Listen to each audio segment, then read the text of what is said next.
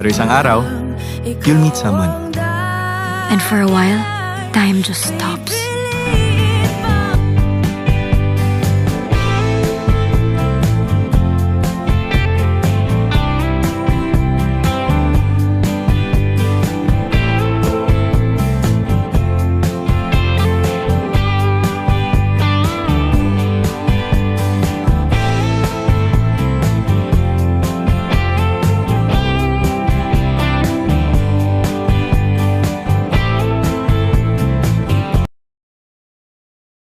Hello, Love, Goodbye is a 2019 Filipino romantic drama film directed by Kathy Garcia Molina and produced by Carlo L. Catigbak and Olivia M. Lamasan from a story and screenplay written by Carmi G. Raimundo, with Rona Co., Crystal S. San Miguel, and Garcia Molina co-writing the latter. It stars Kathryn Bernardo and Alden Richards, with several cast members including Kakay Bautista, Lito Pimentel, Joros Gamboa, Maymay Entrada, Lovely Abela, and Jameson Blake. In the film, a struggling domestic worker and a bartender attempt to reconcile their personal careers and love for each other in Hong Kong. With a total revenue of $880 million, Hello, Love, Goodbye became the highest-grossing Philippine film of all time until it was surpassed by Rewind in January 2024.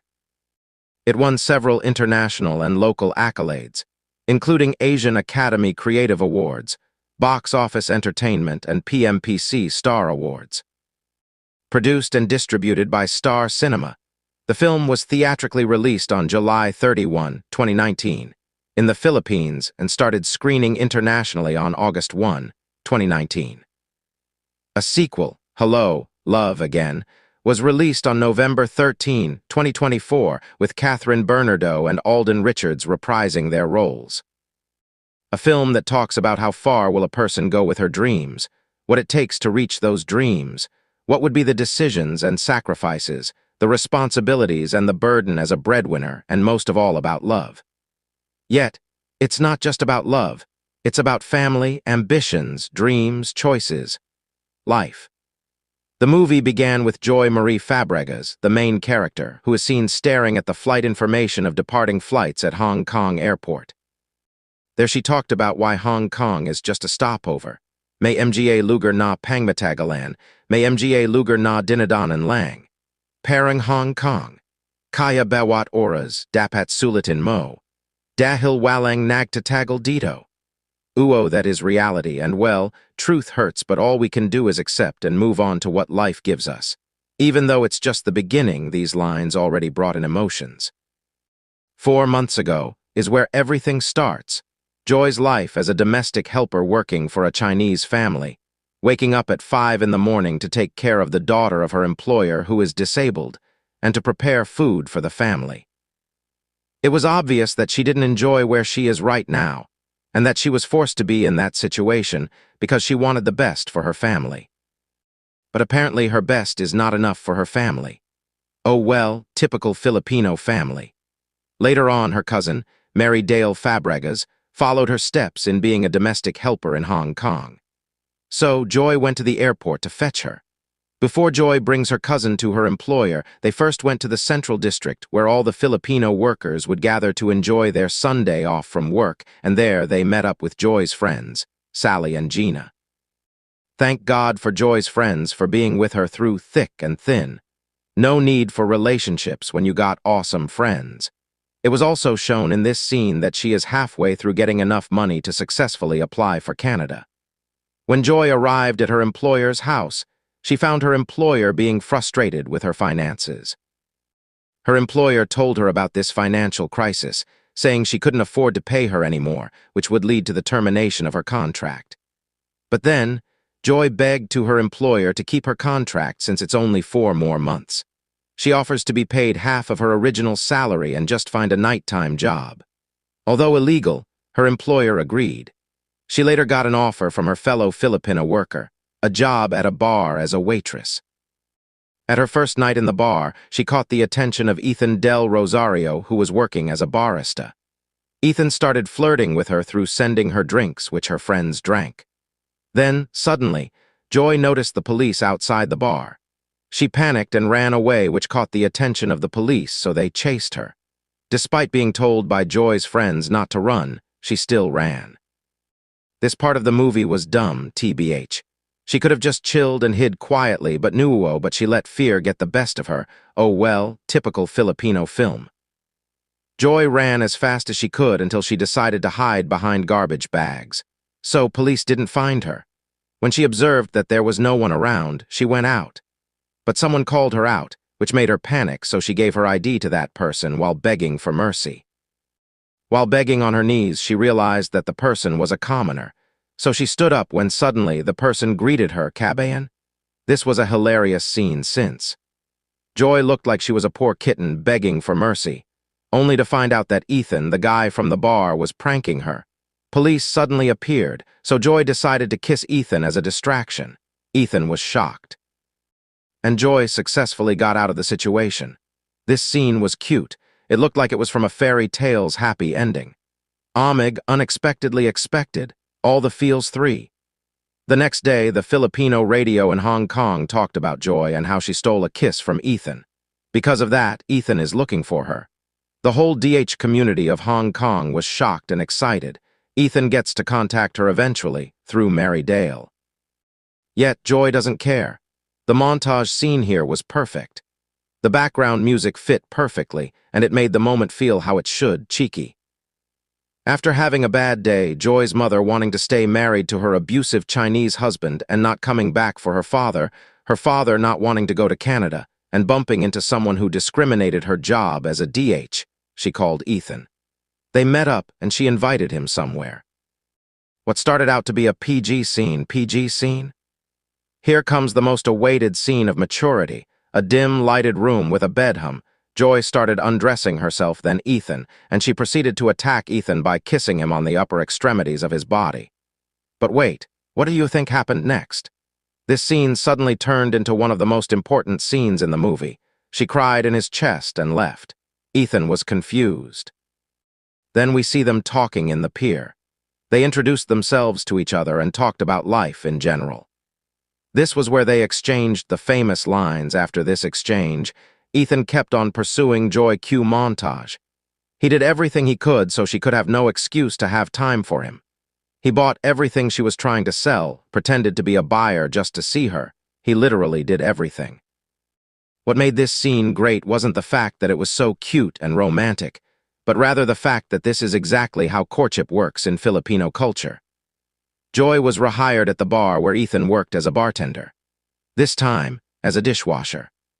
One work night, Ethan's brother, Edward, arrived drunk and caused chaos at the bar, exclaiming his disappointment towards his brother's failure to perform his duties to his family. As a result, Ethan suddenly disappeared. Joy looked around Hong Kong for him. Eventually, she found Ethan at his father's house with the help of Carlo. Here, she discovered that Ethan's father was sick. In addition, Ethan has finally told his story to her about how he lost his mind for a girl and followed her to the US only to be dumped by her and get caught for overstaying. Thus, he begged her not to go to Canada since he is blacklisted in that country too. This scene has let the viewers get to know more of Ethan's life. It was heartwarming and relatable experience. Love goes with sacrifice. Joy joined a Filipino beauty pageant for the cash prize. Ethan and his friends watched to support her, but was shocked to see that the special guest was Ethan's ex, Tanya. Ethan was stunned and accepted her invite for dinner. Joy was jealous, yet she denied it by saying that they're just friends. After Ethan professed his love for Joy, they officially became a couple. He opted to sell Joy and her friends' products online to allow them to have some rest. While meeting up with some buyers, Joy brings up the fact that she's leaving soon, which made Ethan sad. She decides to resign at the bar to prepare for her departure. This was when he committed on his decision of putting up a bar in Hong Kong to prove to Joy that she needn't move to Canada to have a better life. Perhaps one of the most pivotal parts of the movie, Joy was led to a building by Ethan. While walking up the stairs, she bumps into his friends. At the top, she is greeted by Ethan, saying that this is where the bar will stand. She writes her name on the balcony's railings, saying joy is here. Three, they stand, hugging each other, looking over the city, thinking about the future. Ethan expresses his wish, if only you could stay. And that was when they admitted it to each other in their own code. Ethan goes back home to take care of his dad and bring up the news about the bar. His brother expresses his lack of faith. However, Ethan promises to be different this time. Joy finally receives her visa to Canada. She wants to tell her mom, yet she didn't want her to come. After hearing moans of pain on the phone, Joy finds out that her mother is admitted to the hospital because of her stepdad's abuse to her. She is angry. She ordered for the divorce to happen so that her mother could come to Canada for their family to be complete, but her mother refused. She said that her father was the one who forced her into marrying her Chinese employer for their family. Hence, she doesn't want to be with him anymore. Joy was disappointed, so she called her father, and he admitted to it. Now, even her father doesn't want to go to Canada. This scene was quite shocking. Initially, the mother was seen as greedy and selfish for her choices, only to find out that she too was just a victim of poverty. She needed to do what had to be done for her family, but she was forced to it by her husband. The next scene was the most important part of the movie. Joy expressed her disappointed towards her family to Ethan. Ethan tries to console her by saying that now she doesn't need to go to Canada. After all, she wants to go there to let her family have a better life. He tells her about the bar and how Joy could stay in Hong Kong as an investor of the bar. She doesn't want it. Ethan asks if she loves him, even her hand in marriage. But for Joy, that's not the point. He raises good reasons for her to marry him. He has a point. He figured everything out with his plans, and all she has to do is follow him. But Joy can't see herself in those plans despite being there. Those plans are Ethan's plans for her, not her plans for herself. She wants to follow her dreams. He believes it's selfish, yet Joy believes that it isn't. After all, this is the only time she's choosing herself over her family. This is the reality for OFWs. They spend their whole lives working to give their family a better life, and when they do something for themselves for once, they are called selfish. Joy states what they agreed on with their relationship. 2 months. After that, then they're done. Once again, Joy states that this is the first time she's choosing herself. She just wants to experience life and she'll come back. But Ethan is scared.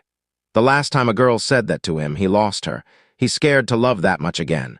Joy expresses her what-ifs, and that she's scared too. Honestly, at this point, everyone pities the both of them. This happens to a lot of relationships, making this scene relatable and definitely tear-jerking. Ethan reconciles with Edward and he picks up his youngest brother at the airport. They're now complete. On the other hand, Joy receives a call from Mary Dale's employer saying that she's missing. She and her friends looked all over town. Later on, she was found by Ethan. Mary Dale gave up on being a domestic helper. Joy and Ethan talk on the same place where they first had a chat at the pier. She's leaving soon and he's going to start up the bar. She will come back soon, she says, and she will visit. Ethan says that his bar will always be waiting for him. They reconcile and give their thanks to one another. Ethan proposes for her to spend her final days in Hong Kong with him.